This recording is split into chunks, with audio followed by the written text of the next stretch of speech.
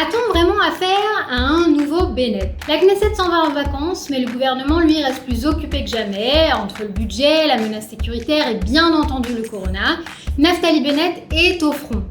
Mais a-t-il vraiment changé comme le disent certains? Je vous en parle tout de suite sur Mishkan. Mishkan, la Knesset décryptée par Myriam Shermer. Le gouvernement a voté un budget, ça y est, le dernier datait de 2018. On a beaucoup parlé cette semaine de cette fameuse nouvelle feuille de route économique qui doit bien entendu être aussi ratifiée par la Knesset en novembre, après la rentrée parlementaire. C'est une étape très importante pour le gouvernement qui devait absolument faire passer ce budget pour s'assurer de sa survie politique, mais aussi pour nous tous, puisque bon nombre de réformes nous attendent. Mais en attendant novembre, le gouvernement ne chôme pas. Et dans tout ça, la popularité de Naftali Bennett, et pour certains carrément sa légitimité, est toujours en question.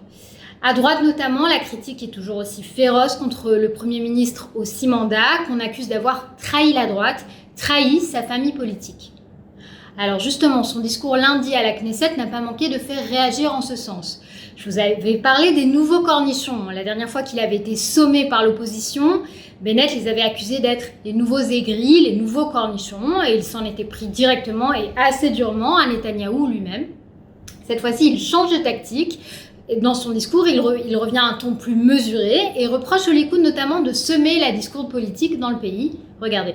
ימין זה לא שנאת השמאל, ימין זה אהבת ארץ ישראל, אהבת עם ישראל. ימין זה לא רעל שיורים מהשפתיים, ימין זה חיבור.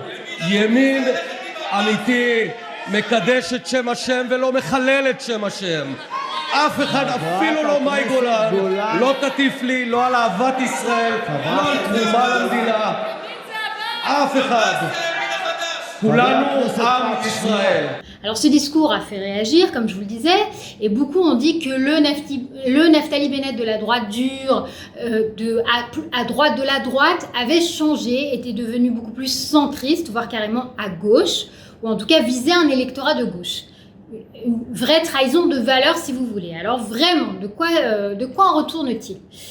Naftali Bennett a évolué au fil des années, c'est certain. Ce n'est plus le même Bennett agressif du début. אז את עוד מדברת על כיבוש? די כבר. Ou le Bennett qui refusait de s'excuser, souvenez-vous. מהיום מפסיקים להתנצל. התפקדו עכשיו לבית היהודי. Mais déjà l'année dernière, bien avant la campagne, Bennett disait qu'il fallait cesser de se battre entre nous, cesser de délégitimiser entre droite et gauche. לא רק הימין אוהב את ארץ ישראל, ולא רק השמאל שואף לשלום. אלו גם אלו רוצים את טובת המדינה. יש ויכוחים איך להגיע לשם. ויכוח בין אחים, אסור שיהפוך לשנאת אחים, כולנו משפחה אחת. Et déjà en 2018, dans un long post Facebook sur les différentes familles politiques et l'anxiété éprouvée de part et d'autre, avec le sentiment de perdre le pays, le sentiment de voir changer le pays, Bennett écrivait cela. Toutes ces anxiétés sont authentiques. Contrairement à ce que je pensais il y a 1 an ou 2, elles ne sont pas fausses. Ce sont des sentiments profonds, nous dit-il. Alors que peut-on faire? Il faut apprendre à se faire de nouveau confiance. Il faut essayer de s'écouter, de se comprendre les uns les autres. Il faut comprendre que faire une politique de droite, ce n'est pas se venger des gauchos. Alors a-t-il changé de ton pour plaire à de nouveaux électeurs? Peut-être. Mais le changement existait déjà avant la campagne, avant le corona et même bien avant la pagaille politique en Israël. Voilà, c'est tout cette semaine pour Mishkan. Les députés ont fêté la fin de session parlementaire et vont pouvoir souffler un peu, mais pas trop cependant puisqu'ils continueront à travailler sur le budget en commission. Je vous retrouve de toute façon la semaine prochaine pour d'autres décryptages.